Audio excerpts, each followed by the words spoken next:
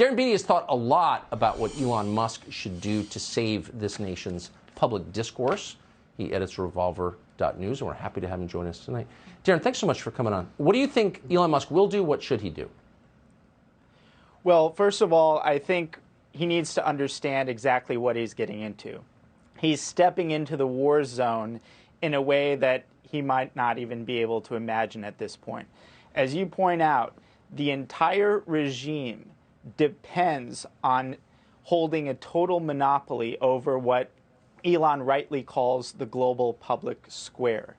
Anyone who threatens that steps into territory that is not a normal financial realm. Twitter is not a normal company. The question of who controls Twitter is far more consequential than, say, who controls Home Depot, even though Home Depot is vastly larger as a company. And so Elon needs to be prepared for what's coming. It would be one of the few things that is not fake and not performative. It would amount to effectively a declaration of war on our corrupt and illegitimate regime. He must understand that. I mean, I don't know Elon Musk, but he sees a lot of things coming that the rest of us don't. So he must know what he's playing with here. Well, I would hope so, but I think it's very easy to underestimate the stakes here. The stakes of who controls the global public square are vastly more than the meager $30 billion that Twitter is allegedly worth. The stakes of who controls the global public square is more important even than an electric car company.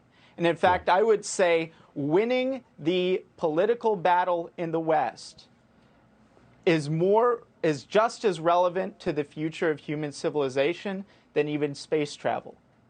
Because after all, we're bringing our memes to space. Well, I agree with that completely. So why wouldn't, just to sum up, why not democratize it? Why wouldn't Musk say to the American public, if you're on board, join me in buying shares of this publicly traded company, pledge me your proxy votes, and let's take it over and restore free speech? I think that's a splendid idea.